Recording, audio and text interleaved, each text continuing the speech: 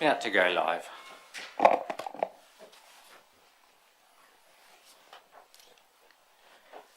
Good morning, everyone. Welcome to this Three Waters Committee meeting. We call for apologies. All members of the committee are here, but we do have an apology from Councillor Mackle for not being able to attend. Extraordinary business? No of none. Declarations of interest? Confirmation of the minutes of the last meeting, page 3.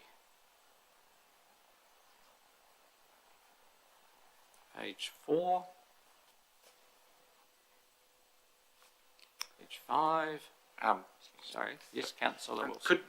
I see on page number 4, the officers are suggesting the council develop a wastewater strategy for Ashburton before making decisions on things. Is that progressed at all? Not at this point of time, but we are talking at the moment to get support from an external consultant to help us to put the document together before we are going out on the market. Thank you. Someone like to move, please, that those minutes are. Thank you. Councillor McMillan, Councillor Hooper. All those in favour, please say aye. Aye. Carried. Thank you. Just before I hand over to the team, I just want to thank them for taking us on the bus trip round last week. Very informative, and it was just good to see some of the stuff that's happening on the ground out there. So thank you for organising that. So yes, I'm just going to hand over to our team, and they'll take us through the PowerPoint presentation that you've all been sent as well. So thank you, and the floor is yours. Kia ora. Thank you, Mr. Chair, and thank you all for the councillors who attended the site visit. It was really, really good to show you what we are doing here. In regards of the PowerPoint, we have the PowerPoint structured in line with the report, so it's always aligned with the report. You can follow that easily, and we have a shared approach here between Andy, Hernando, and myself. Topics are Three Waters operation and maintenance, the projects, drinking water compliance, RMA compliance, and financials. Handing over to Hernando. So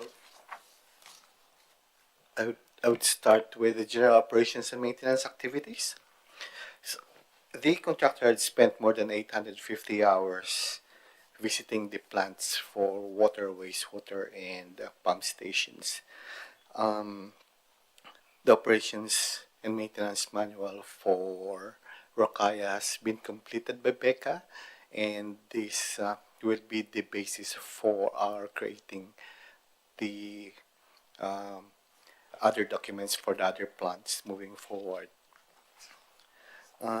We have installed the bi-directional flow meter at the Ashburton Bridge that will ensure us the pressure in Tynwald and Ashburton are always monitored, because we always have issues with pressure in Tynwald going down. With this bi-directional flow, we will be able to monitor the flow between Ashburton and Tynwald. The maintenance of the water detention basins have also been completed. That's all our water detention basins around town. This month,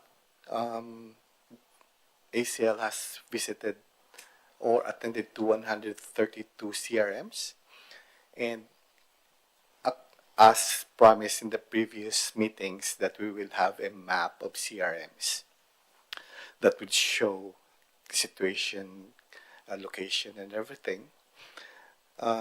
We will be showing you the map that we have developed. So this is a map, a live map of CRMs that has been reported around town.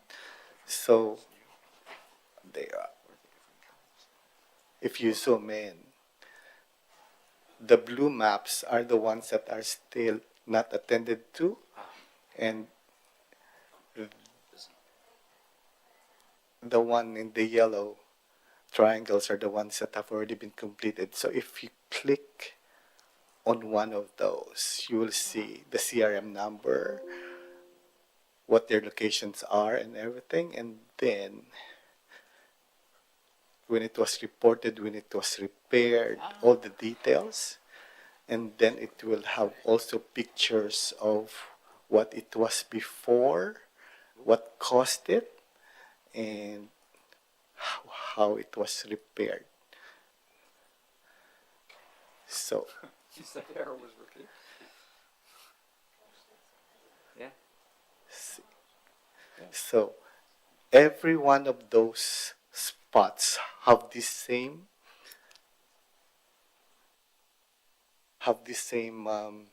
information that can be shared to the customer service, so that every time that they look at the CRM, they will just look up this map and see if that has already been reported or has not been reported. Then they can create a CRM for those. This map is for water, wastewater, and other issues as well. So that's for the whole of Ashburton. Just have a couple of questions on that, but I'll just make the comment that I think that's a fantastic asset for you to have, so that's great. Councillor Lovett.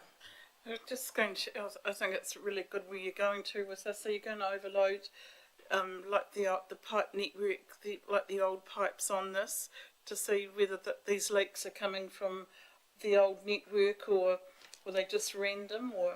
Yeah, we have overload the pipe layers in here as well, so definitely we will know exactly. And then we will this will also show you historical repairs. What repairs have been done on that stretch of. Okay. So this is only showing the current CRMs, but if we choose, we can choose what repairs have been done historically in that stretch of pipe as well, so that we will be able to know how many repairs have already been done in 10 years, in 5 years, and that will guide us in our renewal programs moving forward. Councillor Hooper. Thank you. Does it link directly into Snap, Send and Solve, this map? The Snap, through the chair, Snap, Send and Solve goes directly to customer service, and the customer service plugged it in. Yeah, so, right, thank you. Councillor McMillan. So is this live on the ADC website for anyone to look at, or is it just an internal And map? not at the moment. This is just internal for us at the moment. Okay.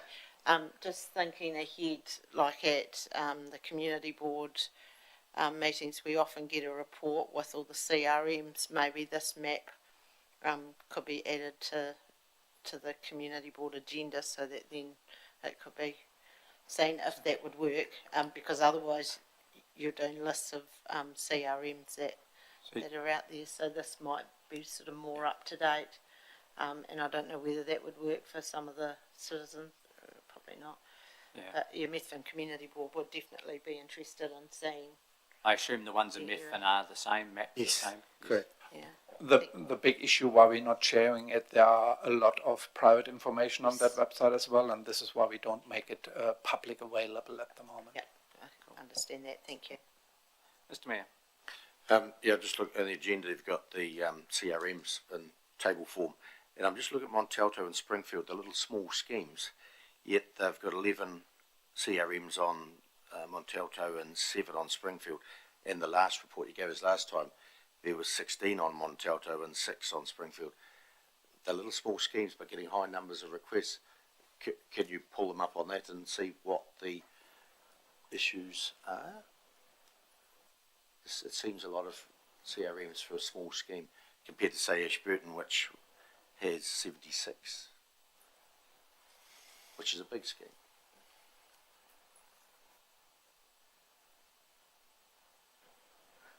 So this one, for example, is Montalto, and so those are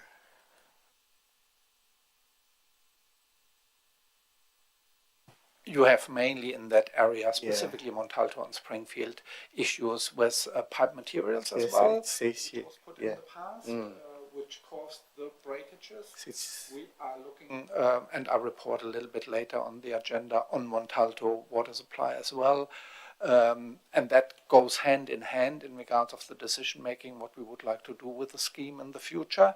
And this is why we are holding a little bit back from a renewals perspective. Instead of spending a lot of money, we know that we have leakages. We normally need to repair that length of pipe, but in that decision making, we don't want to overspend the renewals budget for that small scheme at the moment.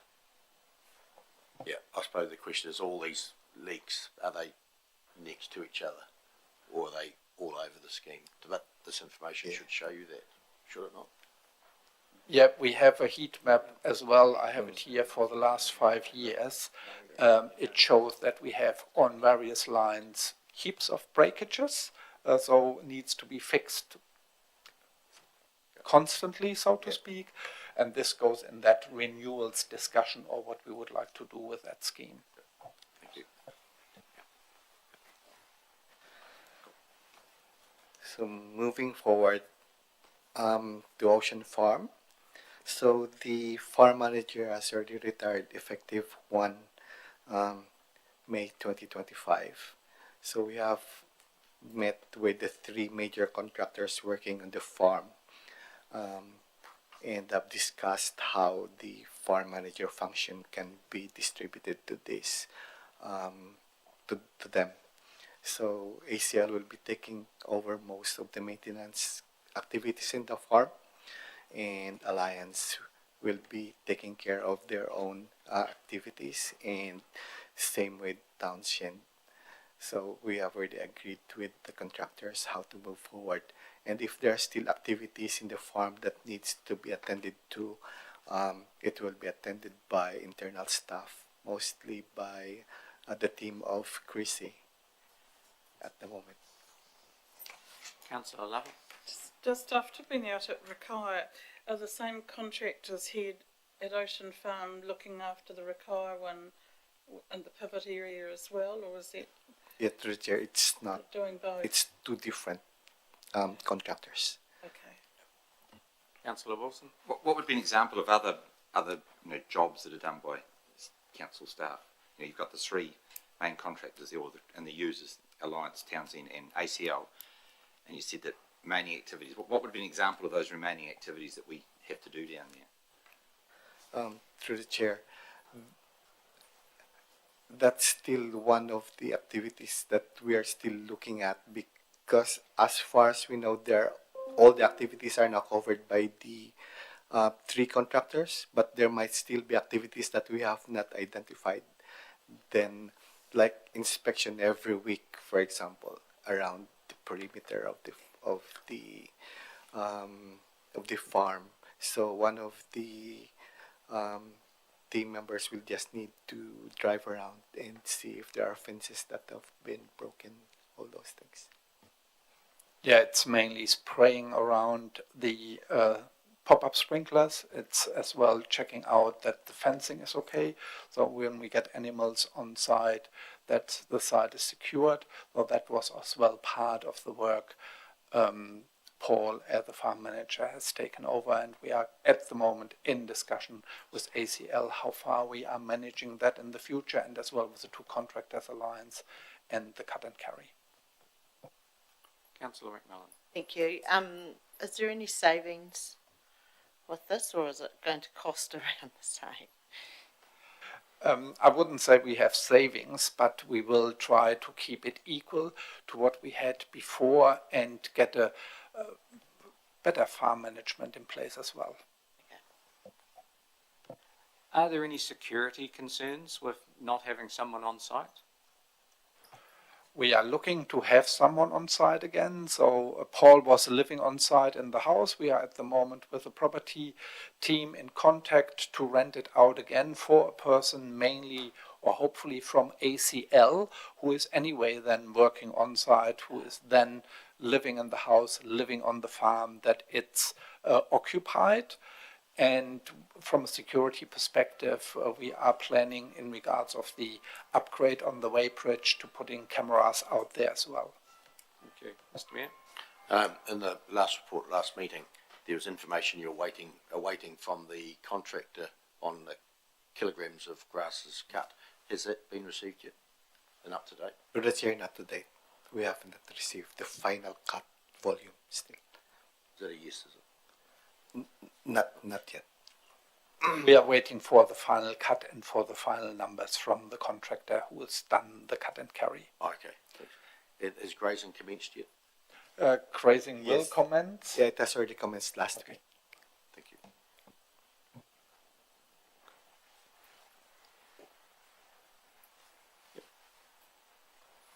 Coming to projects, so you can follow that as well in the report itself. Starting off with drinking water, we have visited some sites last week, and we have already commenced and finished Mayfield and Hines with the UV and filtration upgrades, which is a really great success, beside what was done already in the past with Rakaya and Methven.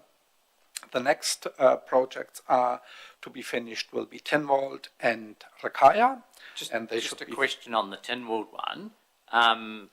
We were doing some testing on the nitrate levels in the Tinwald well to see if we drilled it deeper, whether that would improve that situation. How has that gone along, or has that work been done? Yeah, so I reported previously we actually engaged Aqualink to do some investigations on it. The task we asked them to investigate was what was the feasibility of finding a better quality water deeper, what were the chances that we'd have a similar yield, and also based on the trends, where did they expect nitrate to be an issue on that bore. From that work, they forecast that the nitrate would be above MAV in the next 5 years. So we are starting to look carefully around what the future of that bore looks like. Obviously, one of the factors that are coming into play, we're going to have another water main on the bridge, so that the service to Tinwald will be a bit more robust. But equally, we'd still like to maintain a supply source on the Tinwald side. So it's probably looking like a new bore at some point in the next planning cycle. And yeah, we'd be looking to go deeper or another location. Probably now is not a bad time to be thinking about that, because council at the moment owns quite a bit of land on the Tinwald side, and for the purpose of that second bridge. So yeah, Councillor Wilson. I'm confused. I didn't realise that we'd approved the extra water main on the bridge yet. It hadn't been approved, or hasn't been. That was talked about, but it hasn't been approved. So that's not in play yet, is it? The water main project is in the LTP. Yes. The other one was about around the testing. Obviously, HH Wet has had its consent approved. It's in the final stages, which hopefully that doesn't get appealed. That will help nitrates in that area, because that's one of their locations. So is Aqualink taking that into account? Well, obviously we'll take everything into account, but I must admit, so Aqualink were using the record of nitrate they had available to them. They were also looking at the trends and whatever benefits were being provided from MAR at the same time. I don't know whether the MAR will change that 5-year horizon. Obviously we'll still keep that in mind in terms of our planning. But yeah, at this stage we have to assume the worst. Councillor Todd. Thank you. I just noticed in the report the UV upgrades are going to be completed by the end of the year, so you're confident that you'll achieve those targets, that will be compliant in that area? Through the chair, we are confident that we are achieving to get all the UVs who are on the list here in place by the end of the calendar year. By the end of the financial year, we will have completed Mayfield, Hines, Tinwald, Rakaya. Currently under construction is Argyll and Chertsey, and we are starting shortly with Bridge, followed by Domain and Tremor. the land purchase agreement was approved last week through council, and we are just working through that process at the moment. But that looks all positive, yes.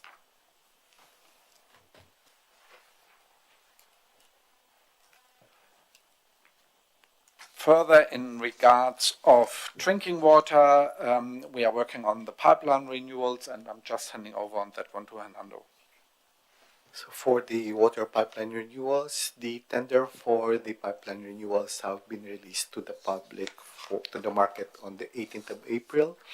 It will close this Friday, and the aim is to have the contract awarded on the 18th June council meeting. And construction will start 1 July immediately. Andy will Andy will give an update on the laboratory accreditation. Yeah, so, beg your pardon. So the lab did get its final accreditation on the 8th of April, and we now comply with the accreditation standard. We managed to get our testing laboratory back up and running on the 16th of April. There was a wee bit of delay. One is we have to have a proper transition from the service provider that was providing the temporary service, and also we had to get a couple of instruments recalibrated in time for the startup.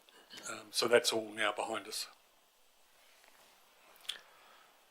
On the next item, we're talking about the source risk management plans.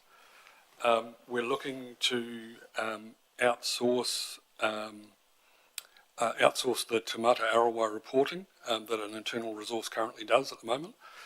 So we're looking to outsource that with Y-Comply, and that will free up that internal resource to focus on the source water risk management plans and the implementation of the drinking water safety plans.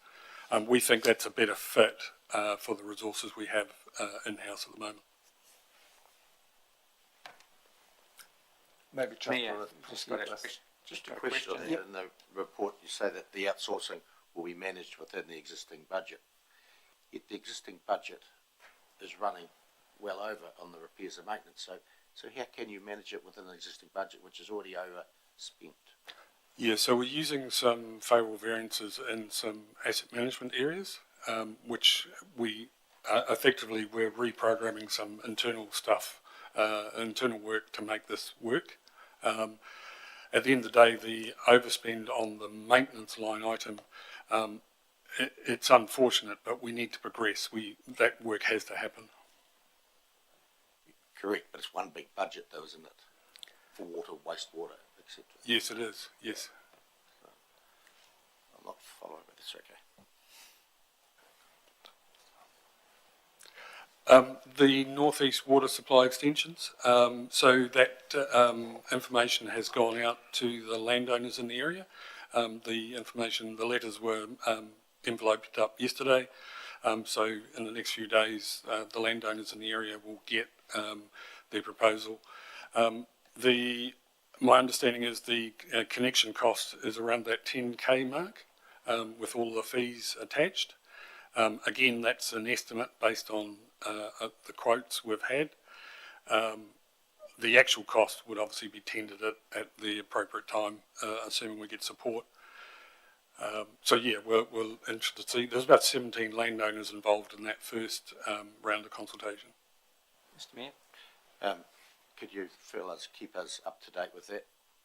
Where are you going to get the phone calls? We'd like to know what we're talking about when they get a phone call. We can make the copy of the letter available to councillors on Stella, if that would help. Cool. That'd be good, thank you. Councillor Toll. So do all landowners in that area have to agree for it to go ahead, or a certain percentage, like if the 17 connections, does 17 have to agree, or the majority rule, or how does it work? Ultimately, it's a council decision.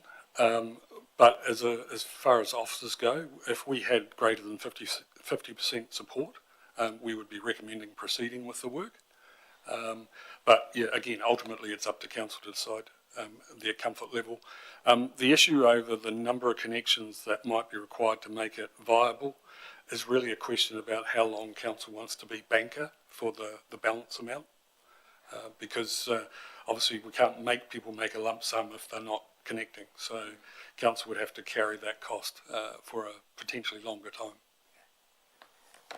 Are there any options around how they pay that lump sum?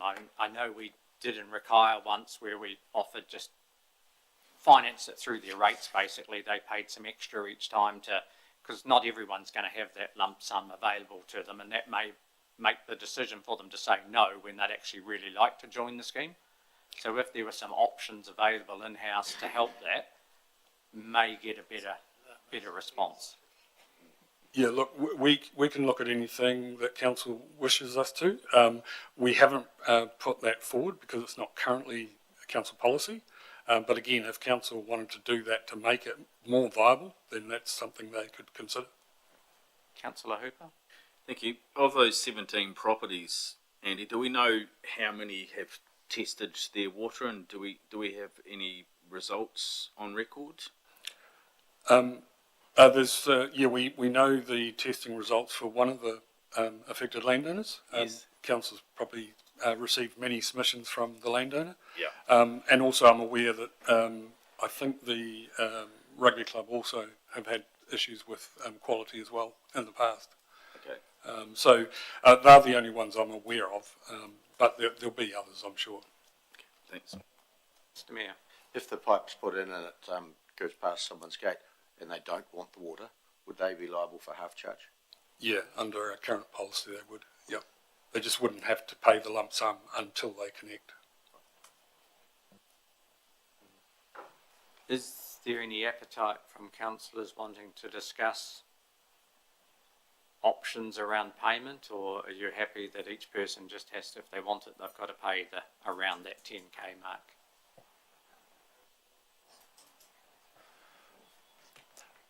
Can I just say, I think we need to, this issue has been going on for years, and we're forcing people to spend a lot of money going down deeper with wells, so then you've got the ones with deeper wells and the shallow wells are the problems, the issues.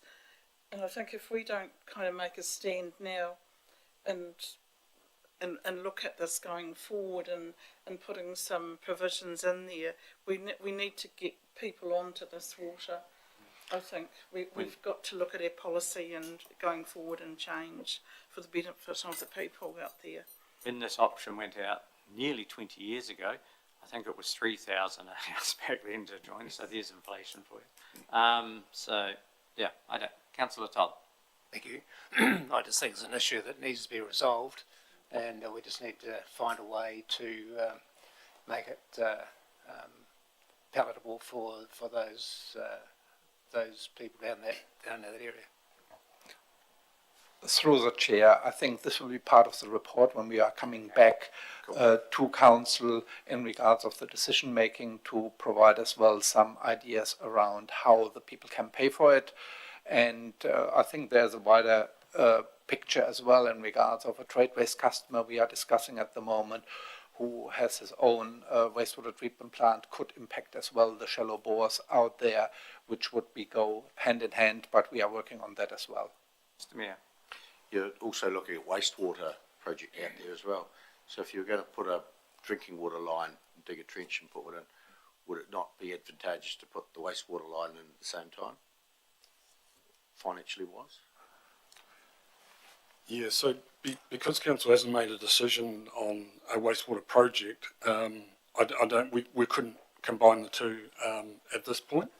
The difficulty we have with combined trenching to save costs is that in some cases it might be a gravity pipeline which could be metres deep versus a water pipe which is only sitting about 750 deep. So we've looked at it very carefully previously about the merits of it.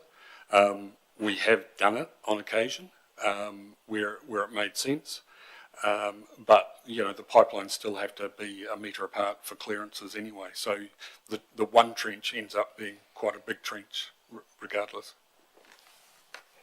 Thank you. Thank you. Next item. They are all linked in a way together in regards of Montalto and the mixed-use rural water supplies. So we had in the past various discussions with Taumata Arawai on the mixed-use rural acceptances, and they have heard as well what we had to say and what other councils had to say, and they are just out for consultation in regards of these new acceptance rules, with what we have seen so far provide us a much, much better opportunity to service these smaller communities from a costing perspective. So we can now use non-validated UV and cartridge filtration systems. This is out for consultation at the moment, and consultation closes on the 30th of June this year, and we are working at the moment internally on our submission. But what we have seen so far, what Tomata ROI is putting forward to us, is really, really positive. This is related to the next item, which is Montalto. So Montalto will highly benefit out of that decision making. The biggest issue on the Montalto scheme is really from us, if we could go with a UV system and a cartridge filtration system, the backflow side of the business. And when you were following media as well, in April, Greymouse went out to a boil water notice, and they couldn't find the source, and backflow was part of that investigations with Tomata ROI, what needs to be done.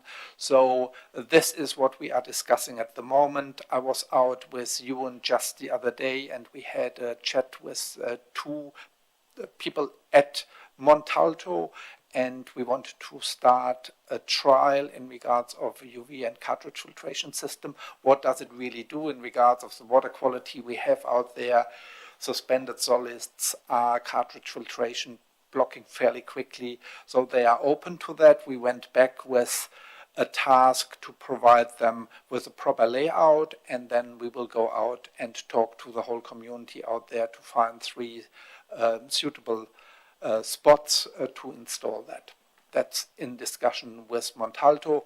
Best option for council would be if there would be a possibility and a willing from the people out there to really use a roof runoff with proper filtration into the house, and then we could resolve as well the big issue in regards of leakages into the network. Excellent. Councillor Wolf. Can a filtration system, which is quite common in many agricultural areas, can it if you put one in and you had a settling tank, would that cover that off? Because rainwater is great, but it doesn't rain quite often up there. You are absolutely right through the chair. Really, really good point. We discussed this with them, that we have then a settling tank before it comes into the house, and before the house as well, then the UV and the cartridge filtration, and that's part of that exercise.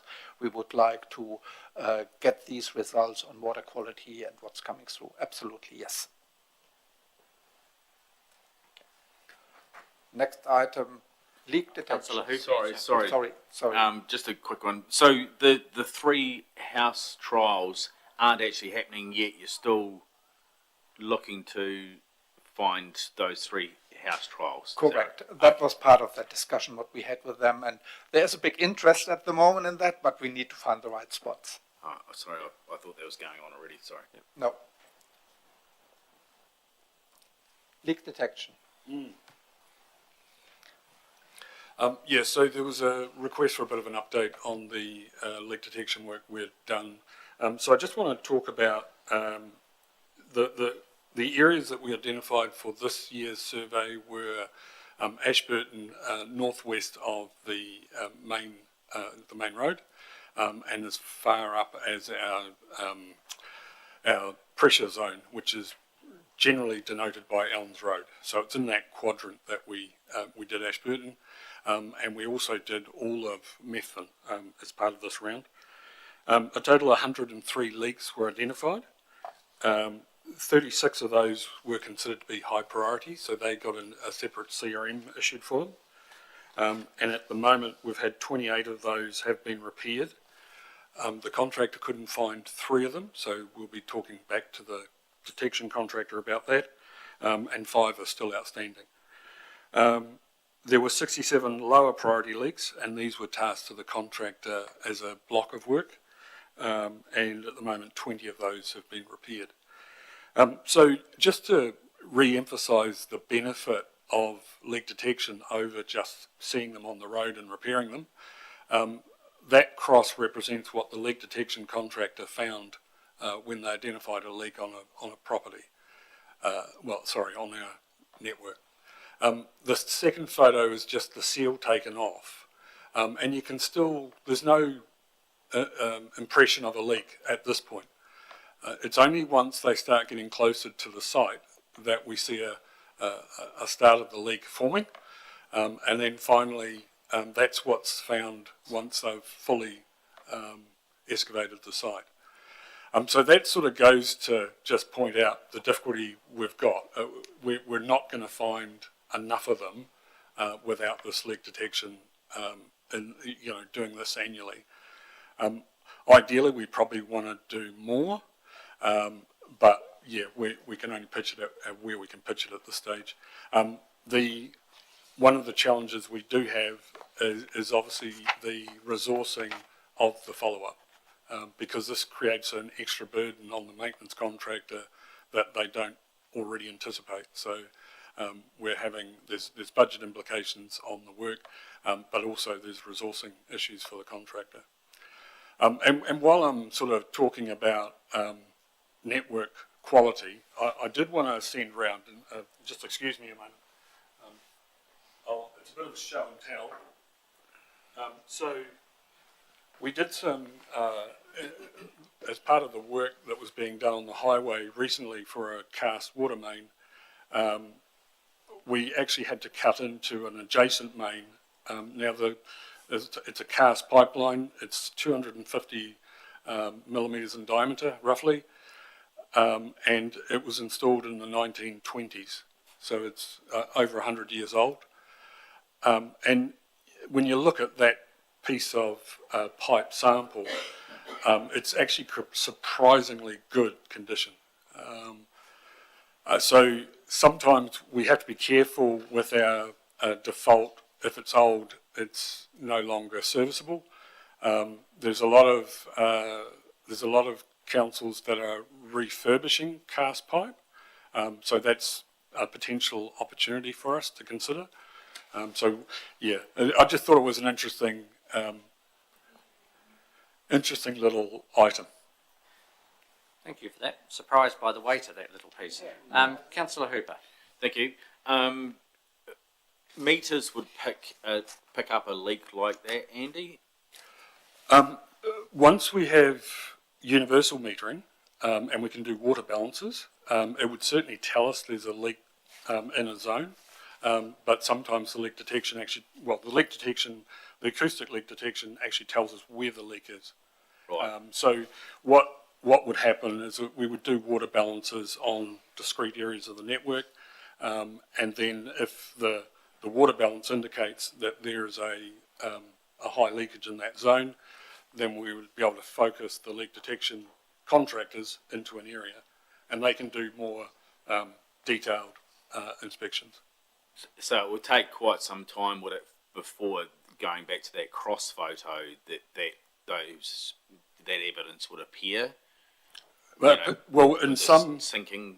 Yeah, so in some areas of the district, that leak will never come to the surface because the ground conditions are such that it just goes downwards. Okay.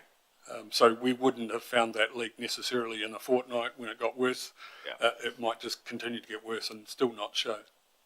And final question, sorry, Yeah, that's fine. Mr. Chair. What sort of is there? You said about creating a separate CRM because they were significant leaks. Where's your boundary there between that's a leak, we'll get onto that one, and that's an urgent CRM? Look, I'm sorry, I can't remember what the cutoff was. We did create a bit of a structure in the office to work out what got that high priority tag. But for instance, that particular leak was estimated by the contractor at 40 litres a minute, 40 litres per minute as an estimate. So it's a significant catch. So. Mr. Mayor? Yeah, I think you may have answered the question of what sort of water did you save by fixing these 28 leaks? Yeah. We'd have to do the numbers. We haven't done that calculation, but we could. Yeah. Because you've got to be a gain for doing it, isn't it? One of the things that we're also mindful of is that leaks, higher priority or louder leaks, can actually mask other leaks. So what happens is that, and that's why we've gone back into Methven a second time, is that we go through once, fix the leaks that we can find that in that cycle, and we go through again, and you can potentially find another leak very close to the previous one, simply because it was hidden by the noise of the first. Councillor Wilson. Yep, you say we fix it, it's our contractor fixes it, which is the person the company we've employed to do it. How do you get that you've said that this is above budget to do it? How have you worked out what is just their job? Their job is to fix leaks. That's part of their job description. We're paying them X amount of money to do it. How do you work out how much this sort of business as usual for them, or as special you could call it, leaks? Yeah, that's the challenge. So one of the things that when I've done budgets previously is we do look for a history, but when we embark on something new, it is quite tricky to estimate what that's going to be, and clearly we have to get better at that estimation. Also, would you not expect the contractor to, the more leaks you do, the better you get at them, therefore your cost per unit of leak effectively would drop? Would that not be a fair comment to make? I wouldn't say that, because it's all depending where the leak occurs. And if you have traffic management to put in place, the cost is directly going up. So it's really nearly a case-by-case base, what the cost is to repair a leak. And it's, just one more question, if it's all right. It's further to Councillor Hooper's question around water metering. That's actually water meters are actually in the long-term plan, aren't they? Which was the same as we talked about the one before. No, water meters aren't currently in the long-term plan. Okay. Chief Executive. Yeah, sorry, through you, Mr. Mayor, just to confirm Andy's answer, if you recall, there was a proposal to put those meters in the long-term plan, but at that time we hadn't yet had the results of the trial in Methven, and Council felt that without having assessed the trial, it was a bit preemptive to include an ongoing rollout of meters, so that was pulled from the long-term plan. Clearly at some point that matter will be revisited, but it is not currently in. Thank you. Councillor Todd. Thank you. So moving forward, you'll be requiring more budget, I suppose, to find more leaks. Like if that proves to be the answer, then we've got to chuck more money at it to fix it, don't we? Yeah, certainly based on the last couple of years of the leak detection program, we have to increase budgets to reflect that. It's also, there's some other benefits that are a wee bit more, less tangible, but real. And that is when at some stage we will have to apply for new consents for our water supplies, Ashburton at some stage potentially. And because we do have a high leakage at the moment, Environment Canterbury probably won't be that swayed to offer any more water. So they might be putting a lot more pressure on us to use the water allocation we currently have better, which is not unreasonable at all. Yep. Maybe in addition to the CEO's comment in regards of water metering, maybe it's an advantage at the moment that you haven't made the decision in regards of water metering at that point of time, because the technology in regards of water metering is going so quick. So I will report shortly on what we will do in Rekaya without going into much detail. But the technology we are receiving at the moment in regards of without going on site, which saves a lot of time, and getting 30 minutes readings out of meters, it's phenomenal. So we are much quicker in regards of being able to address leakages, and to address leakages on private property, and to budget for it. So that, I think, is an advantage that you haven't made that call yet because of the technology which is coming at the moment. And I'm assuming that type of technology, the rubbish truck drives past every gate and Rakaia once a week, could it read those meters as it drove past them and that sort of thing? That's already an old one. So there are newer ones. That were the ideas in the past, a year ago, so to speak, in the Smart past. meter type There are scenario. smart meter types. You are really getting through 5G accurate data in half an hour from each of the meter. Councillor Hooper.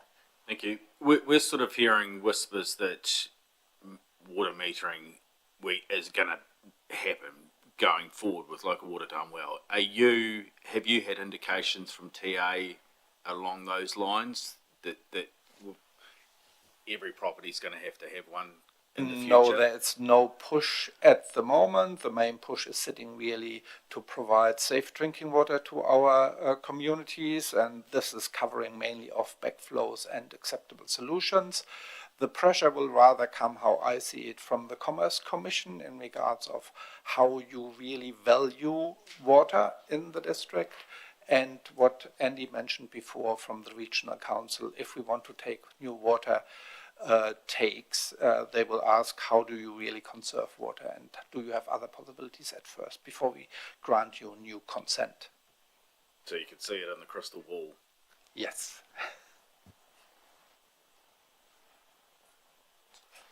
Thank you. Maybe in addition as well to what Andy just mentioned, there was a report done by Public Health Communication Center Aotearoa with the heading Plugging the Gap, Aotearoa's piped water loss far worse than global leaders in other countries. Though we are not the only one as a council, though this is a real problem throughout New Zealand, being as well involved in Western Bay and Queenstown, so I have as well from a local government some experience around that. And the impacts in regards of water losses can be quite traumatic from a health perspective, from a costing perspective. I've done a report in the past. If you are able really to conserve water with water metering, that had so many benefits that you can shift out capital works programs because you don't need to upsize pipes, you don't need to build new plants, you don't need to build new reservoirs. So that goes hand in hand in regards of the work we are doing at the moment. Just jumping back and handing over to Hernando, because we haven't talked about backflow.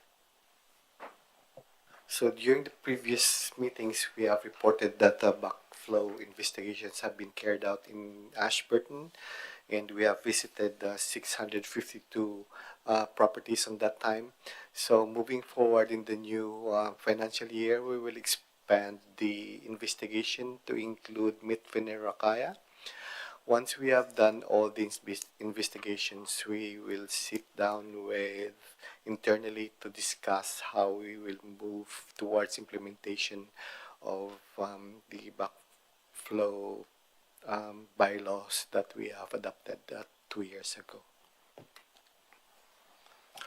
Are we anticipating, from what you've seen already, that there's a big problem out there with the backflow, or?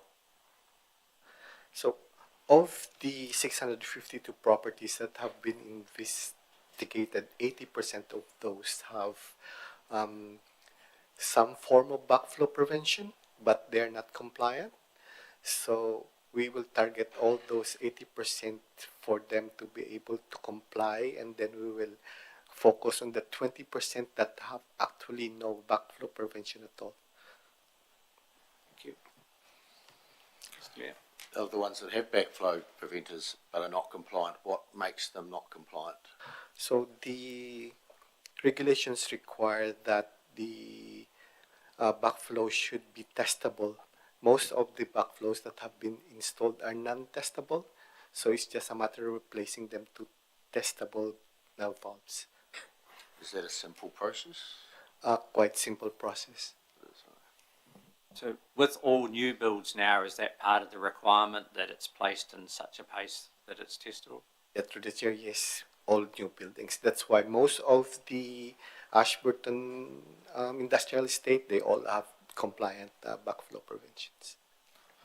residential sites anyway. We have double check valves in there with backflow prevention, and they don't need to be tested on a private property. It's mainly in regards of commercial and industrial sites.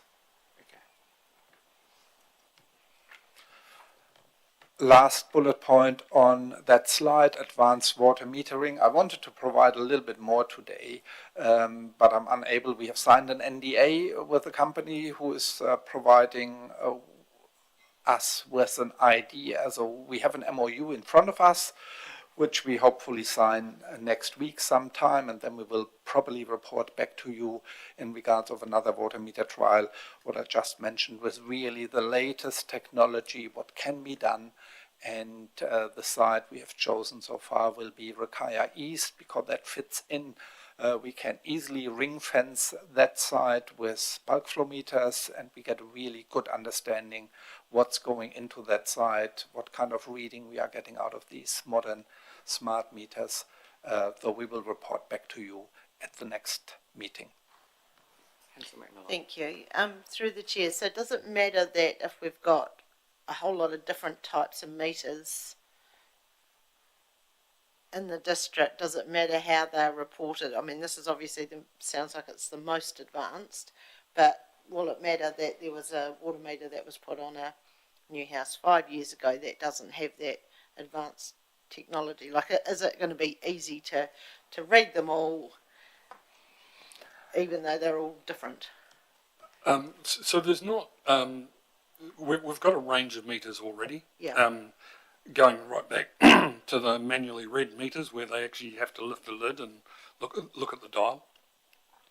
And we've got the smart meters as well. So what Ulrich mentioned was that the technology in this space is moving so rapidly that I don't think with the best will in the world we're ever going to have one system. I think it'll be a progressive thing. And I would envisage that if the most smart system was something we stayed with, or were going to, then again it would be a progressive move to that new system. But it's just an administration issue as to how you manage them. Thank you. Moving over to the projects in the wastewater sector and handing over to Hernando. So, for the Rakaya wastewater treatment plant, we, as mentioned earlier, we have already prepared the what do you call this?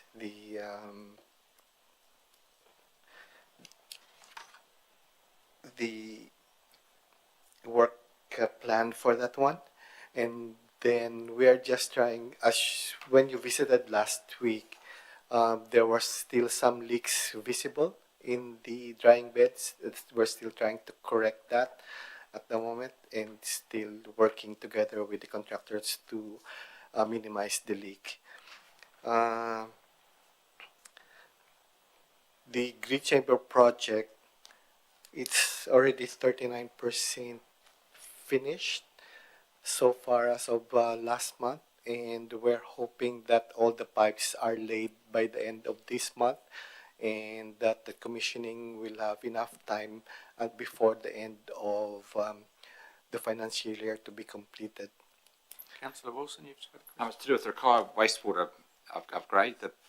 It was very good to get a good tender, which meant we came in well under on the initial part of the project. The second part, the control panel upgrade, has that been budgeted anywhere, or is it, because obviously I want to understand the savings we made or the money we haven't had to borrow to spend on it and what we're potentially going to spend. So the two we've got to approve one and then we get the money back, but then we give it back to you. It's not just a case you keep it and spend it.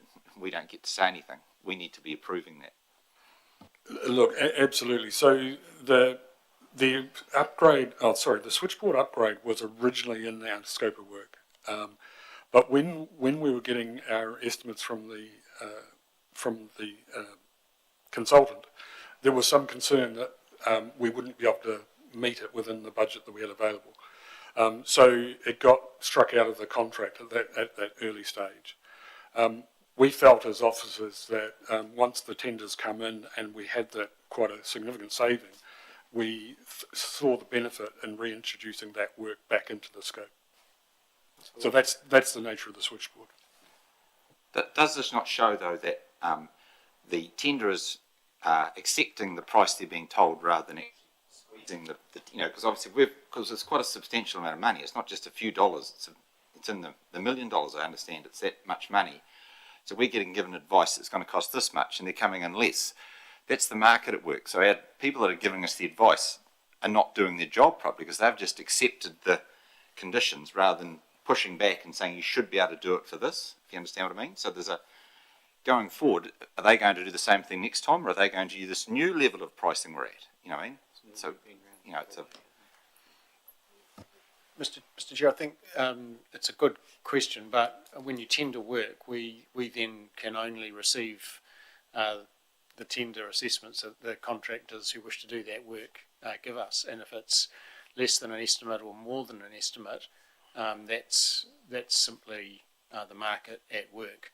So very hard to drive our budgeting ahead of the market responding to a particular tender. And sometimes people will tender low or high for a whole host of reasons that are not related to our budgeting process. And in particular, we see low tenders from time to time where a contractor has a particular need for work. And we can't predict that because if they got a tender previously somewhere else, they wouldn't be in the tender box with us, and the price might actually reflect the budget more accurately. So we do the best we can, but I don't think we can ever drive our budgeting ahead of how the tender box responds. We can reflect a general assessment of where the market's at, and that of course is what budgeting is, but it's our best estimate at a moment in time. The market itself will dictate the actual price. Yeah, if I can just add, typically when consultants do the estimates, they would base the estimates on the previous year and similar work undertaken in the area in that previous year. What we're seeing now is that the tendering environment can change within 3 months and be very competitive and drop significantly, just depending on the workload for those contractors. And as Chief Executive said, some of these contractors at the moment are dropping their percentage margins really low just to keep the staff working. Mr. Mayor. Yeah, what's the issue with the switchboard now? Why do you need to replace it? The main drivers were the fact that it was upwards of 15 years old or 20 years old. It was part of the original plant, and there weren't simply enough capacity in the system to operate the new plant the way we wanted to operate it. So the upgrade will provide more flexibility with the operation of the sludge drying beds. How many dollars is it? In the order of 200 to 300,000. That's the estimate at this stage. And when you didn't have the money, you didn't need to upgrade it because we got a better tender price. The money's now available. Now we need to do it. It doesn't add to me that if you didn't have the money, it would have been fine. So now we've found some money in the saving, so we need to do it. You get what I'm meaning? I suppose the only thing I could suggest is that we're getting a better level of service, and it was the level of service we were originally trying to anticipate. We had to make some concessions by taking it out. That's a lower level of service. Yeah. What level of service is the change, though? I'm not seeing a level of service change, but we can take it offline.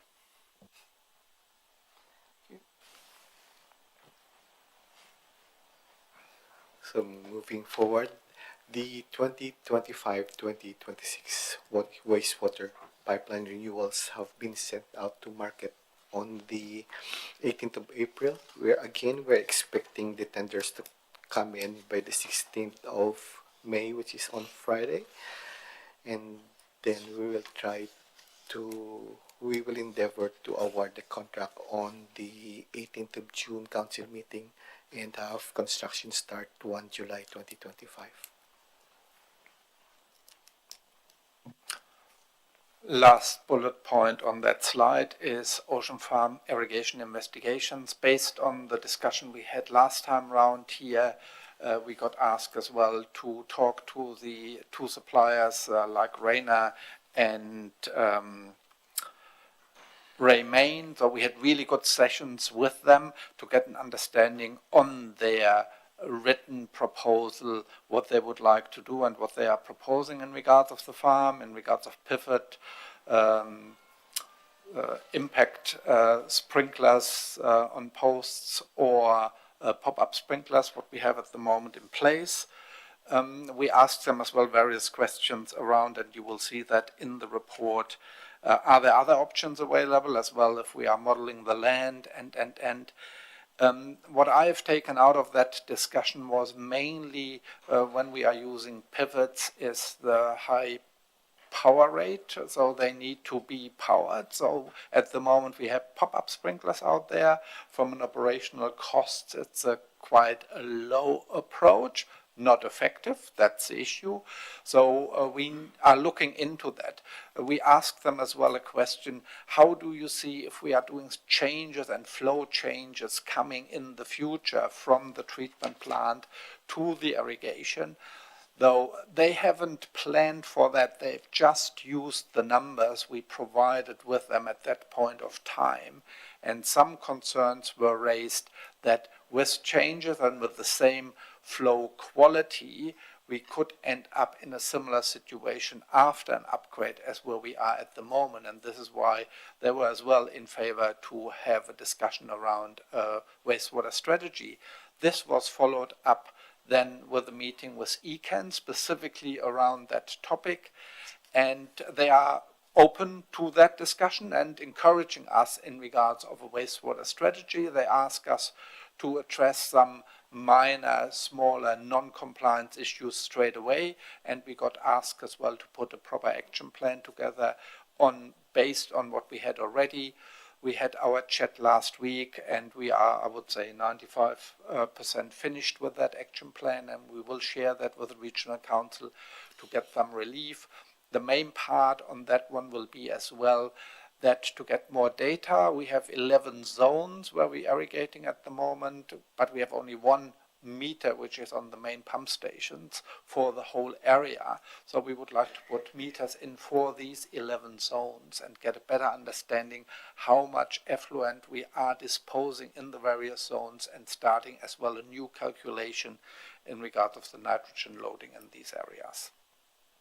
So that's happening at the moment in regard of ocean farm irrigation. Thank you. Yeah, I'm a big fan of the more science you have behind something and accurate information, the better the end result will be. So I sort of think that's a really good idea. Councillor Lovett. I just had a couple of questions. You've got a pivot operating out there at Rakaya. So you're looking at the learnings from that, because that, and I know a lot of other towns do have pivots going, which I know one we visited, Hamner Springs, they were going to put the pop-ups and they've gone into a pivot. You know, there must be some good learnings out there between one system and another to go and have a look at, you know, how they're happening. I think one of the things they're saying, though, there could be an increase in volume. So even if you went to pivots which distribute it more evenly, the volume could be higher, so we still may have the same problem at the end of the day. That's correct. And what we are looking at the moment, preferred option would be anyway kind of a mix between pivots and pole-mounted sprinklers. That's what we've seen so far would give us the best approach on the distribution of the effluent on the land. But we need better understanding how much volume we are getting in the future, what kind of flows we are getting in addition, specifically in the discussion with the trade waste customer, what's coming into the plant, what kind of further treatment we are doing on the plant to reduce the nitrogen loading on the land. The other question I had with your pop-ups, are you going to do some costings on that with contractors in mind? Because we know on farms where they've got the pop-up sprinklers, you get contractors in there and they have to put their spray booms down to go past the sprinkler and put them out again, and it's going to cost a lot of money, and then they get hit by the contractors, and whose responsibility that, you know, you've got insurance costs and everything else. This is happening on farms now, and if we go to these rise ups down there, we're going to be in have the same issues when you put a pivot in, you have it round the side and you can get a contractor going up and down cutting grass. You put pop-ups in and it becomes more costly and more complicated to do the cutting and carting and stuff, and that is a big thing that needs to be looked at. Through the chair. So we have at the moment pop-ups, and we are looking for pole-mounted impact sprinklers, and they are really, at the moment, they are in a radius of around about 41 meters, so it's quite a distance apart. It's definitely, from a cut and carry perspective, a valid point. We raised it as well, and as well, when these sprinklers going, are these mounted sprinklers are starting to move at some point of time, so we discussed that with them. We made no final call on it, but they are aware of our thinking and how we can address that, and we need to look into a little bit more detail. But we have to remember the purpose of Ocean Farm is not a cut and carry operation. The purpose is to get rid of our waste water. So absolutely we need correct. the best outcome to make that happen, and the bonus is the cut and carry operation that comes with it. It all is in hand, and they do get. In partially it is linked, because with the cut and carry we are bringing nitrogen off the land, which could be part of that calculation with the Region Council as well. Councillor Wilson. Obviously, I know a lot of irrigation, having being a farmer. So how do we ensure that knowledge from our district's irrigation, design knowledge, because there's been plenty of mistakes made. We've all made them, and you learn from that mistake. But council could be in the same boat as learning from its mistake last time. How do we ensure that irrigation design knowledge is high, and we don't go out to these companies and ask them to design something within parameters, and they do it to get the quote, to get the tender, and they're actually more clever than us because they do things that we didn't realise. How do we get ourselves in that position that we're using all that knowledge? Who do we use for that, or how we? What you are doing as well with big contracts, it's earlier contractor involvement would be a similar approach in here, that we are using that approach and having really fair and good discussions with contractors at the start. And my experience now, that's the first time I've spoken to irrigation companies, really, really positive. They have so much knowledge. I was absolutely impressed of both of the companies we spoke to.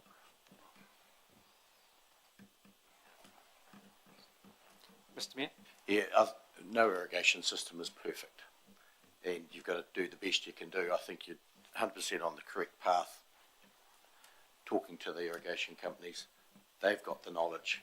You're going to get there with pivots and poles, but you'll come up with a solution that will work, and I think you're heading in the right direction, so carry on with that. Thank you. Thank you, Mr. Chair. Just to reinforce really what the Mayor said, the reason we went to the irrigation companies was because Council expressed concern at the initial design from an engineering firm that potentially didn't reflect the local knowledge that our own irrigation companies had. So the proposal that we've got, or the process that we've got rather, was aimed very much at picking up the local knowledge and the experience that people have of irrigation in this part of New Zealand. So that feels like we've captured the desire to do that via the process that we are now following. Stormwater, is it? Or? We've just missed one. So the northeast Ashburton wastewater. I mentioned at the previous meeting that we've done the gravity concept, and we confirmed that we would need 2 lift stations and a larger pump station. And if you recollect, I showed a map which sort of indicated the servicing extent that would be possible. So we have asked the consultant to summarise the work they've done into a single report, basically outlining the servicing options. So it'll be a gravity solution or pressure sewer, and the high level cost implications of both. And then we'll bring that back to council at some future point for consideration as part of a long-term plan process. Thank you. Thank you. Through the chair, is that the correct forecast completion date? We've got 31st of March 25. Should that be 26 or? It's just on it's in the agenda. Yeah, no, that was meant to be earlier. We're running a bit late with the work. Sorry, the forecast completion date refers to the investigation that Becca are doing. Mr Mayor. I think you're on the right track. Get this work from the consultant. I think you need to bring it to us as soon as you've got it, not wait another 2 years before it ends up here, because I can see in 2 years' time it'll be looking at part of the long-term plan and it'll all need updating because it'll be 2 years old. Do the work which you're doing, bring it to us, we can make a decision, and that decision may be we send this to the long-term plan, or it may be it's too expensive to even do. But people need certainty out there as to whether they, whichever path they go down, because it's holding development up out there at the moment. So sooner rather than later for this report. Absolutely understood. But that'll come to this committee, that's what you're saying, and then if we want to move it on from there, we will make that decision. Yeah, thank you. Before we go into storm, we might just have a quick 10-minute break. You're welcome to come and join us for a cuppa. Everyone's happy with that? Yeah. Yep. Cool, thank you.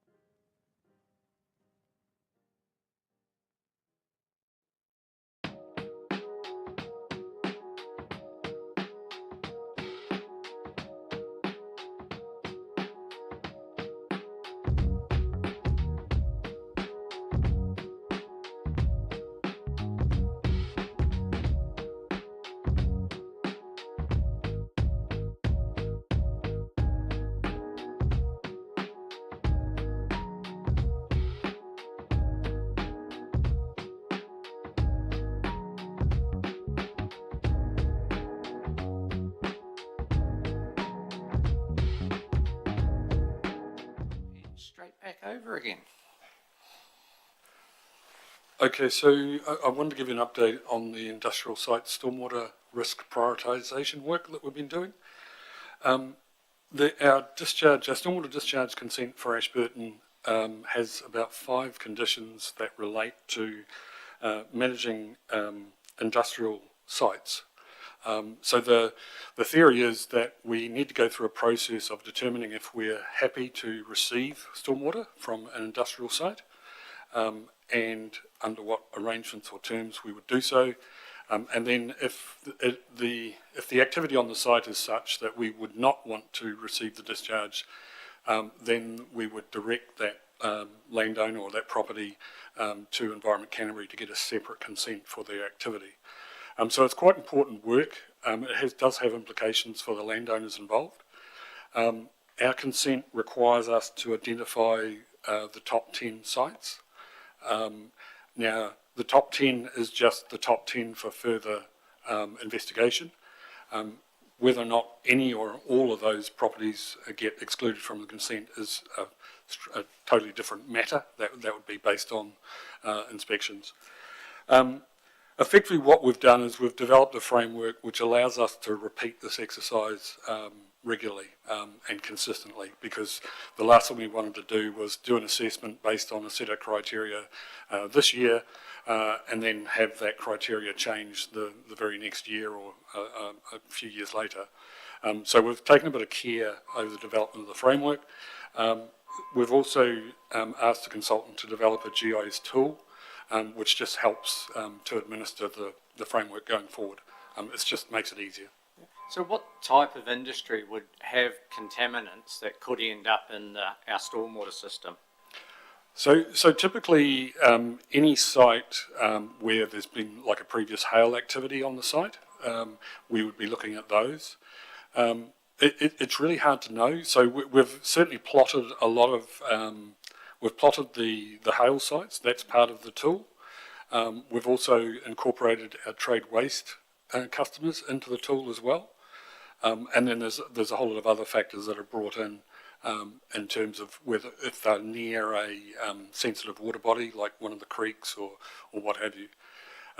So it's hard to put a label on what property might be, but the tool was hopefully going to make life easier for us in determining what that output is.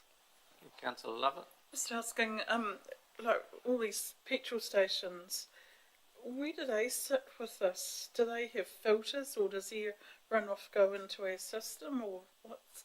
Yeah, I understand that. I think it varies, but generally speaking, the fuel industry is actually well regulated. So they, out of all the discharge sites that could be existing, they are extremely well regulated. They have a lot of safety and protocols around their industry. So I'd be surprised if they turned out to be a problem for us, but we'll certainly, they're in the mix. We'll be looking at all of the sites as part of this work. So effectively the work is largely done. As a request of our whenua, we did make the framework available to them to review, and they haven't raised any concerns. They have expressed interest in seeing the output from the work, and we're happy to share that with them in due course. Thank you. Councillor Wilson?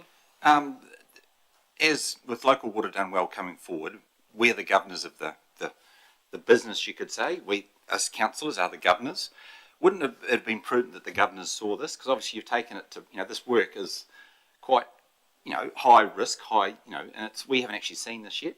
Whereas AEC's seen it, and Becca's, you're talking about it's all being finalised, but we haven't actually seen it. So when will we see it to have our input as the governors of the thing? Because where the buck stops, effectively. Look, we can certainly bring it through council before it goes any further. Happy to do that.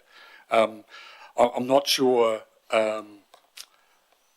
Well, there's no justification for not bringing it to council. Yeah, I'd probably just say going forward, it's something that, as the governors, you should be across that as governors. So then you can, if there's a major concern with it, you've had your eyes across it, because this could. If you came back and said that there was 10 people we weren't going to take the wastewater from, it would become a problem for us, I would have thought. Yeah, look, we can certainly do that. Councillor Brown? Yeah, along the same site. Yeah, where do you start and where do you stop? Of course, in Denwater there's a couple of big sites, and there's a creek on the other side. And then now down well, the trucks are parking there, and the water goes. Yeah, so that's exactly right. So because it's a sensitive water body nearby, it'd be surprising if they didn't feature in some first cut list. But at the end of the day, the requirement of the consent is to identify the high-risk sites. We don't necessarily have to have done anything with them at this point. Yeah, that's certainly the aim of the work at this stage, is just to identify what those, which of those sites are. Thank you. Just moving on to the construction unit rates and asset lives review. So we're looking to do a full revaluation this year. And as part of that revaluation, we typically have a look at the asset lives and the unit rates that we apply to the valuation. This work's largely done now. We still have a draft report which we're reviewing. The movement arising from the asset lives changes is actually quite limited and certainly not a concern. But based on the draft rates that we've been given, there is some significant movements potentially going to occur in the valuation side of things. So that'll be scrutinised fairly carefully by staff just to make sure those rates are relevant to be applied. The reason we outsource this work is because it's subject to our annual audit, and Audit New Zealand have some comfort if they know the work's been done externally. That flows on into this afternoon's meeting. There's a comment around that in there, so. Okay, in the report, I put a little slide. So this work is still ongoing. We haven't completed the maturity assessment. I just thought it'd be useful to give you some background to it before we finalise the report and bring it into bring the output to council. The rationale of a maturity assessment is that cost-effective asset or investment performance is likely to be a function of the quality of the underlying asset management practices, systems and culture. So this is meant to be a bit of a snapshot of one, where we're aiming for, which is the black polygon around the outside, and blue, which is the assessment of where we're currently assessing ourselves to be. So if you're looking at wastewater, which is the one on the right, if you wanted to look just briefly on analysing the strategic direction, which is another way of talking about asset management policy and objectives, we've assessed ourselves sitting in that 40% mark. Where we need to be is up around 85. That's an internal assessment. It's based on the expertise of the officers involved. Equally, if we look at outsourcing and procurement, so what we're saying here is that we're actually not doing too bad a job, just a small amount of improvement. So the idea is this is just a visual representation of where we assess ourselves currently and where we're looking to be. Mr. Mayor? Who sets the target? So the target is also assessed internally based on where we see ourselves, where we think we should be aiming for. A lot of that target is driven by the sort of the size of the organisation, and you would expect a water care. You might see their targets pushed a lot further out and closer to the 100 in most places, whereas a smaller council of our size, there's some things that we wouldn't necessarily be striving to do because it just may not be appropriate for the size of the organisation.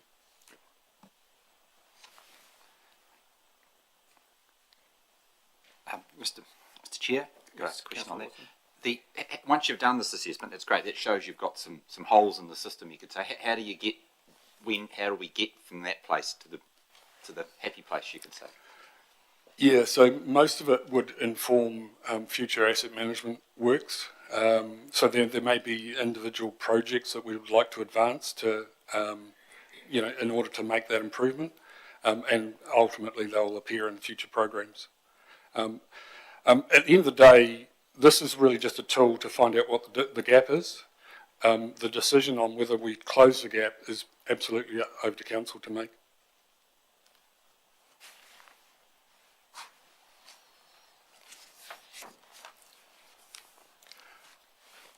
Right, so this table first appeared at the last meeting, and I just need to put a few caveats around it. So the table that was provided at the previous meeting was an annual assessment of 2024, and it was based on the rules that applied at that stage, which were 25th of July 22.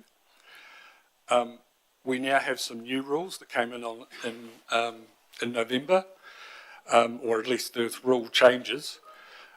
And what you can see there, so the annual result is shown in that line below, and you'll see that there is a slight increase in the percentage compliance. I wouldn't be shouting for the hills just yet. I think those changes are a result of the slight changes to the rules. So we'll be reporting against these new, most recent rules going forward.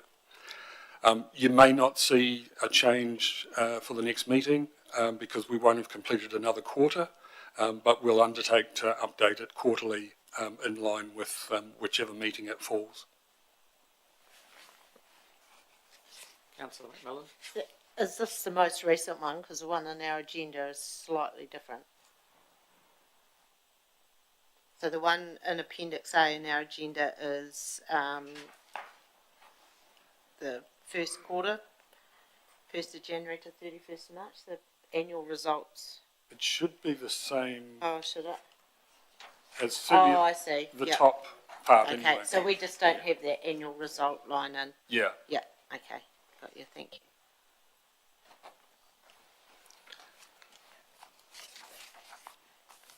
Councillor Todd? So what's the time frame to get to 100%?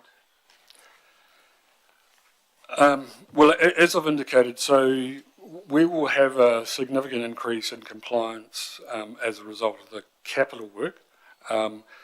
But in all reality, that's probably, with the best will in the world, that'll get us into the 90% sort of last 10%. The other staff is related to what I call the back office processes and procedures. And we've sort of got a bit of a internal work program to try and progress some of that over the next 18 months. So that will be the last thing. I don't think many councils or many water suppliers will be hitting 100% consistently. I think there'll always be a rule that gets tripped or whatever for whatever reason. Environment Canterbury. Te Mata Arawai have mentioned previously that there's sort of an expected operating range for a good performing water supplier, and then there's various bands as it goes down. So I think we'll be operating in that higher band, but it may still take 18 months or so to get there.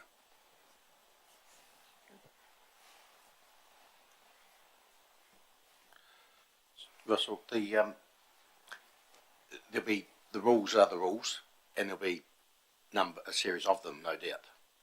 Some of them you'll be hitting 100% on, and others you won't. So should you be making that graph a little bit bigger to show us what you're getting 100% on and where you are not? Because it doesn't look good at 40%, but there's a reason for it. And amongst that 40%, I'm sure there's some 100% in amongst it. So then you can focus on the low ones to lift everything. But having it broken down may show you where you need to focus. Yeah, so I at the previous meeting, I sort of showed you the drop down that, the detail that sits under a lot of these lines. I'm not sure, I mean, we can certainly report right down to that granular level. We might need another hour in the meeting to go through it, though. That's the risk. I mean, we could certainly have a look and see what we could highlight if that's helpful.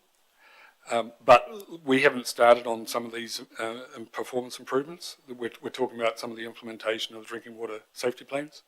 So, yeah, it could be a wee while.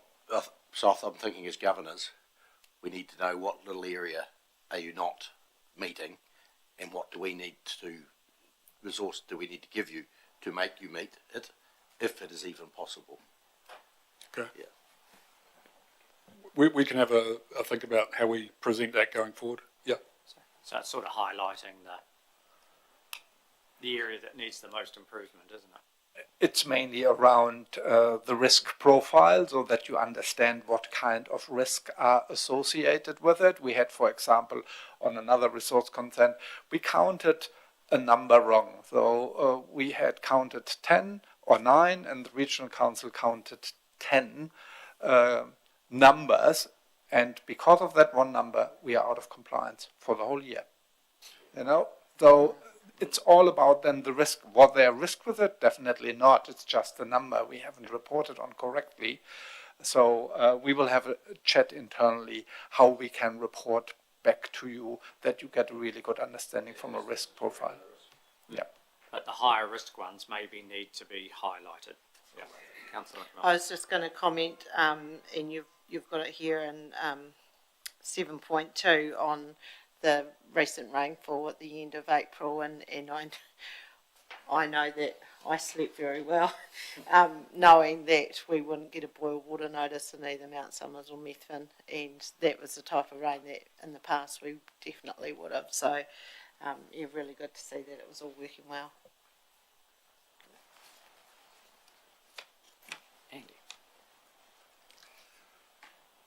Okay, so I just want to go through the 4 new compliance monitoring reports that we received since the last meeting. The CRC 231924, that's the discharge to land at the Methven water treatment plant. We actually had this one last meeting as well. So they were just checking the discharge of backwash water disposal system from that water treatment plant, and they found it compliant, so that's good news. CRC 031002, so this is the discharge contaminant to land at Wilkins Road. So this is the seepage consent that refers to Pond 1. So that's that main, the first aeration pond at Wilkins Road. So that's the seepage consent, and that's compliant. Discharge contaminants to air, so that's 031148. That's compliant, so that's the odour and aerosols consent at Ocean Farm. And finally, the significant non-compliance relates to 030999.1, which is the discharge to land at Ocean Farm. So that's the primary discharge consent for the Ocean Farm operation.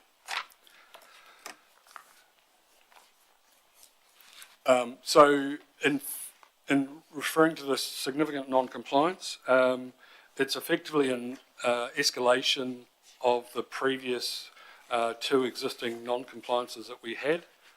The specific issues that are driving it, we indicated we were going to do some improvements, well, as part of an action plan to the previous non-compliances. We had some improvements on the action plan relating to the wetland. Some of those were progressed to a point, but then we pulled the pin because the contractor was having some difficulties in the construction of what we were asking him to build.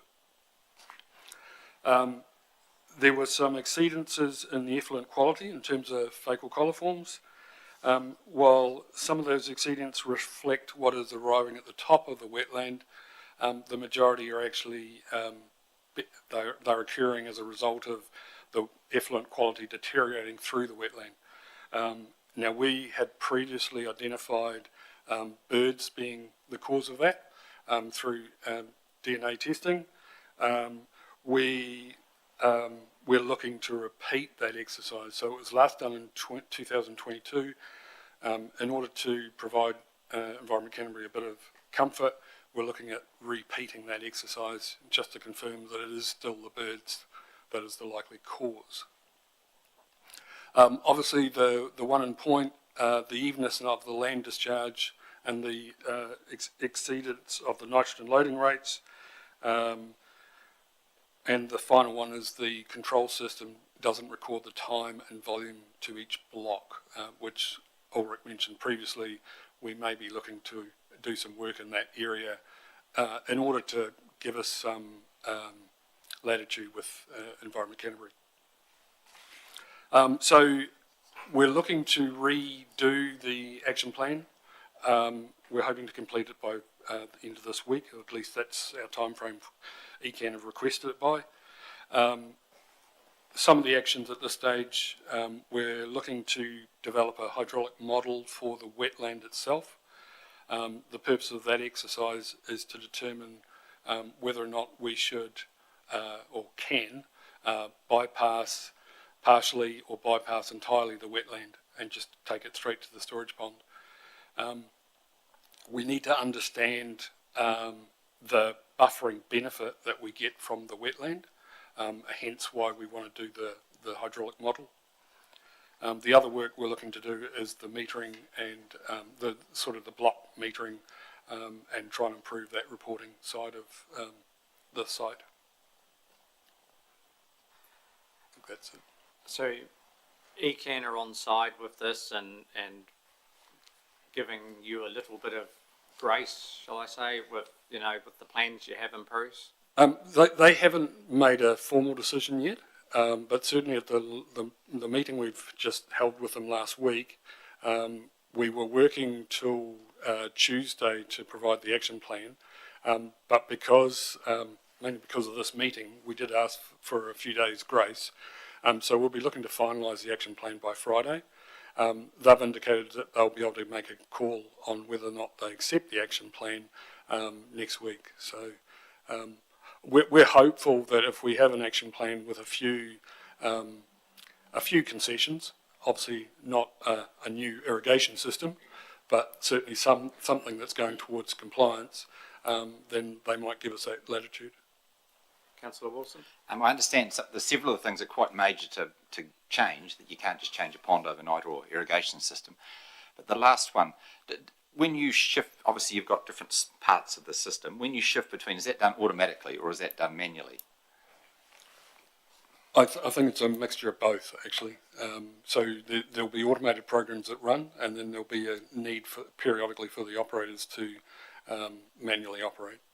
Because that would be quite easy to record when you're changing, because there's only 11 zones, so you would be able to record that manually, which would probably tick off one of these things quite significant. So I'm quite concerned that we have a significant non-compliance, and in the dairy world, you're only a small stint from a huge fine when you get to that point. So then you get abatement notice, and you're really in the, as it was. So I'm just concerned that. You are right, but we have only 1 meter, and this is the main meter who is going into the 11 zones. We don't have zone meters in place, which will give us numbers. It's correct that they are distributing it through the program evenly through the site, but we need really to get a better understanding what is distributed in the various zones, and we know the zone size, and we can do better calculations. So you alluded before that was in progress, that, or because to do this sort of stuff, you just pick, if you bring somebody and tell them this is what we want to do, and they give you a price and you do it. It sounds pretty simple, but is it? It sounds simple, but we need that as well. Then remotely, we need to see if we need power or if we can use solar to provide the data back to the center, so to speak, at the plant. Or there is some work to be done to address that. Yeah. Councillor Tom. Thank you. If birds are a concern down there, do we look to controlling their numbers? If they're causing some of this pollution issues, is that an option or not? I understand bird control was attempted previously, but not particularly successfully. I think, like everything, birds get used to stuff. So I think it's been investigated before. It's something we could reconsider in light of the current situation. But certainly the modelling side of it, we do anticipate that being some benefit if the wetland could be bypassed either partially or entirely. Operationally, that makes the site a lot more simple. Councillor Lovell. Just going to just to follow on from the bird population. We're on the coast down there, and the birds are all seagulls. They're just messes. They've just come and fly all over our land as soon as you put the plough or something through. So you'll never stop birds in that situation. But last year we talked about a small trial pivot, and where did that get to? Could that sort of come back in on the land that's not been utilised at the moment, and that would actually be seen to be helping in this process of trying to prove, trying to prove what we're doing down there. Yeah, well, certainly in the September workshop, we did suggest doing a trial alongside a commitment to doing the strategy. But at that stage, council weren't on board with that approach. So we haven't done any work on the trial. Absolutely can pick that up again if that was the council's wish. I think we've got to head down there because we just cannot keep going down the path we're doing, because doing the strategy and stuff is a major, and it's going to take a few years to get down there, but just proving to ECAN that, look, we're going to trial this and see if it works, it is a step in the right direction, and they might give us leniency. I think that should be progress. The other thing I was going to ask about is the wetlands. Have we got experts or people around here that can help us with that to see what can be done if it needs to be bypassed, or is there people working in this space? I think the question that we're trying to answer is really just a hydraulic question. It's not necessarily a wetland specific expertise. It's really just to understand. So typically we've got a storage pond of 11,000 cubic metres. We're only allowed to overflow above the wetland for volumes over 30,000. So at some point there's got to be some buffering during those high flow events. So it's really a question of answering that question about the buffering. Yeah, in support to what Andy said, I think it's important to understand at first the hydraulics. If that doesn't work, then we need to really look into how we can utilize the existing wetlands better, or do we have to do some upgrades on what we have at the moment out there? Mr. Mayor. Yeah, the zones, you wouldn't have them, 11 zones, you wouldn't have them all going at the same time, do you? Look, I don't know the actual irrigation program. Yeah, we don't. We normally scatter them. Yeah. We have a program. So by calculation, like Councillor Wilson would say, you should be able to work out what volume's going to a zone. And because you've got 1 metre, and even if you start at a zone 1, you'll find out what volume it takes. Then you know when it started, times by the hours. It seems a simple calculation, I'd have thought. Maybe in addition to the chair, to the mayor, it sounds simple, but we have as well a lot of losses in between in the pipe work where we don't know where it is, and this can be fixed through that metering purposes as well. So this is where we are struggling to. Just think about the birds on the ponds. HWET take water from ponds and deliver it through the RMA project, and they don't want birds on those ponds they're holding water in, and they have those lights, laser lights go across to keep the birds off. I don't know how successful it is, but a phone call would probably discuss how they keep birds off their ponds to keep the water pure quality right. So happy to reach out to HHWET. Councillor Hooper. Thank you. We were discussing over a cup of tea. So the water quality after the wetlands, is that all around E. coli, or is that nitrate levels as well? Because I see the success some local farmers are having with their wetlands, 50 to 70% nitrate reductions. And yeah, so do you test the nitrates before and after the wetlands as well as E. coli? I'm sure we do. I don't know what those figures are off the top of my head. The non-compliance that we're dealing with is in relation to is actually in relation to the fecal coliforms. Right. Yeah. So that's the non-compliance is specifically about that parameter. Okay. The nitrate does come into question with the nitrogen loading rate later when we're trying to apply it to land. Yeah.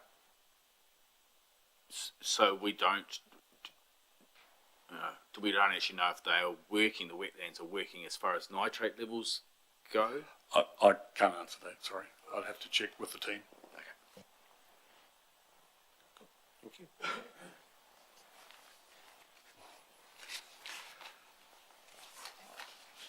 Look,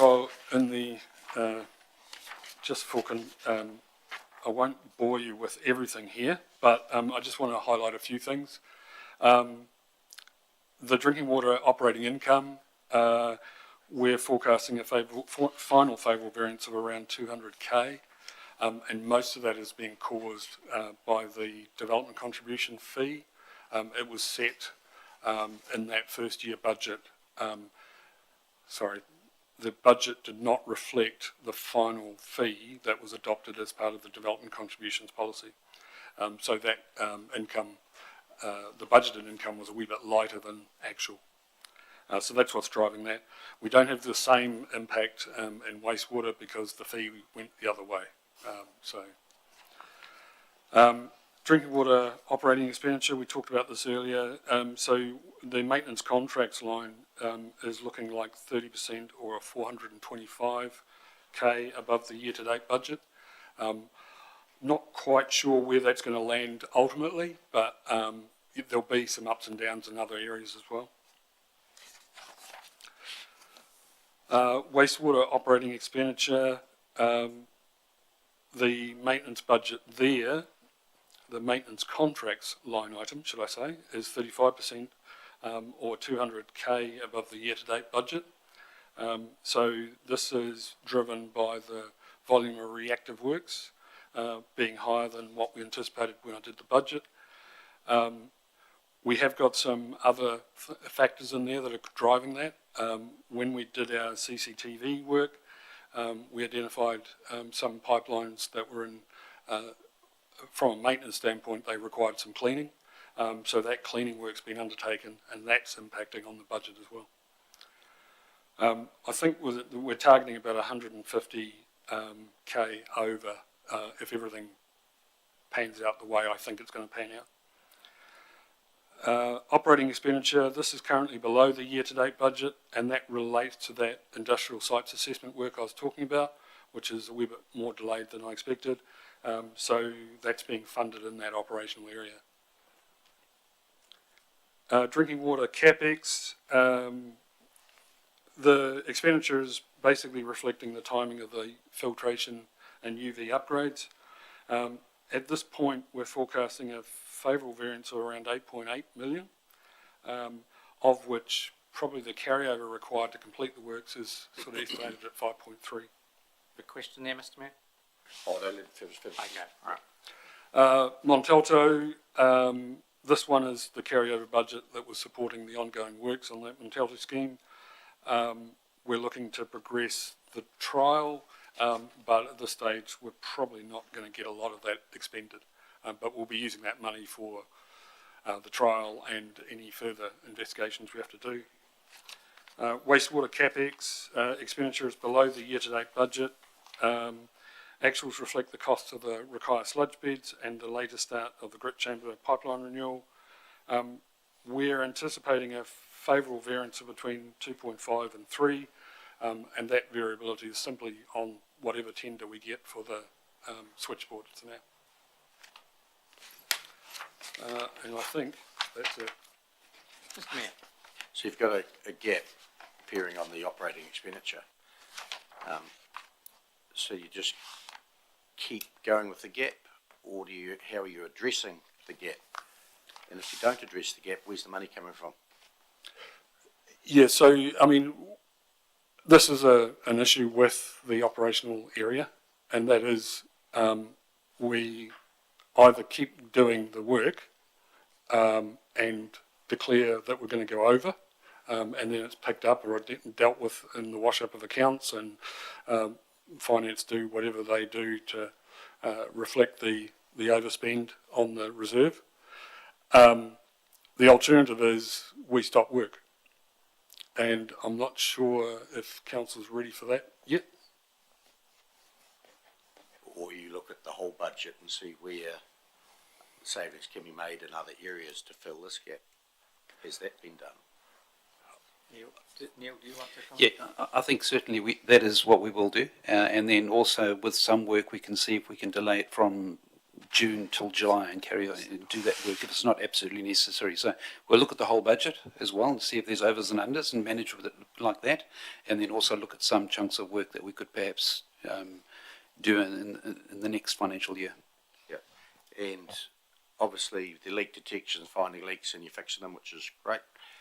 They're causing this issue, yeah, but it's good to get the leaks fixed. Has it been addressed in next year's budget? Yeah, so I have reflected what we think it's going to be based on the performance we've done to date. So how much more have you put in next year's budget, which starts July 1st, than you had this year for repairs of leaks? Has it been fully budgeted, is what I'm asking? I'd have to go back and check what the change was, but there was a lift. Should we check to see if the lift is sufficient if this is going to be an ongoing trend?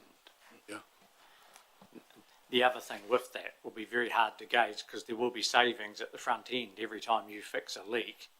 There's savings in the power usage and various consumables. But it's very hard to quantify that. Yeah, so I mean, we are reporting favourable variances in income and water. So there could be once the wash-up is done between income and expenditure, it may offset to a large extent. Maybe on the way forward for next financial year, we report on a quarterly base or on a six-weekly base here to the committee in regards of the overspend. And if we see anything, we need to ask maybe for additional money throughout a council report to cover that.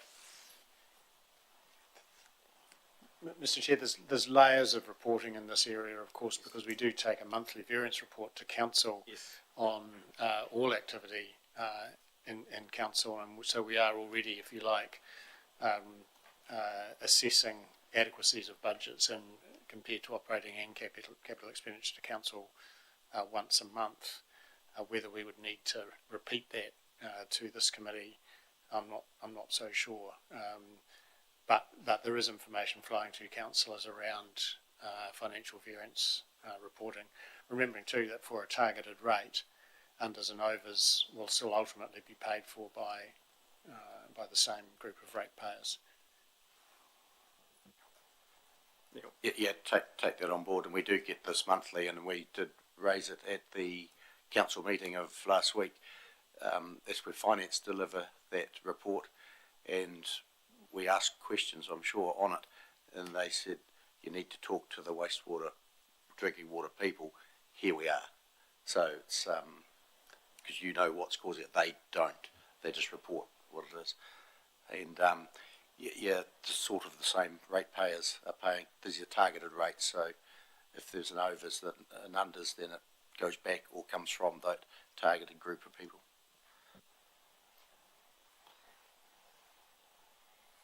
Any further questions? I just had a general question. We had the large rain event since the last meeting. Did that throw any problems into our stormwater type service? Maybe not in our stormwater side, but in our wastewater side. So we had requests from or complaints from property owners along Wellington Street, specifically one, and because sewage was coming out of the gully trap in that area, we sent ACL out to do some further investigations, and what we found, specifically on that property, that they have put their roof runoff into the wastewater system through the gully trap, and we have identified that in other areas as well. Well, this is a part in regards of enforcement and compliance where we need to go out to check that we're not overloading our wastewater system with stormwater roof runoff, which causes then health issues as well for the environment, as well for the people who are living there. Because we had varsity students who did that right pipe project, didn't we? And then it came in-house, I think, after that. How much of Ashburton eventually, did we miss some parts, and that may be where these issues are? So that work, we managed to do all of Timward and a fair part of Allenton. But the difficulty is it's upwards of 10 or so years ago now. So new properties, new owners, once a soak hole, if a soak hole fails, they're looking for somewhere to put the water. Some people don't like the idea of paying a contractor a lot of money to come in and put in a new soak hole, so they take the easy option. Yeah. So that's an area of work that will always be something that we'll be chasing our tail on, I'm afraid. Any other questions? Maybe 1 point more. If you are going to your agenda under 5.1, we have put, unfortunately, 2 wrong numbers in. When you read under the first bullet point, 14 water and 16 wastewater treatment plants, we have 3 wastewater treatment plants and not 4 pump stations, but 18 pump stations only, that we adjust that. Thank you. No other questions? If not, thank you, gentlemen. We'll call the meeting to a close, and very informative once again, so thank you. Thank you, everyone. Thank you.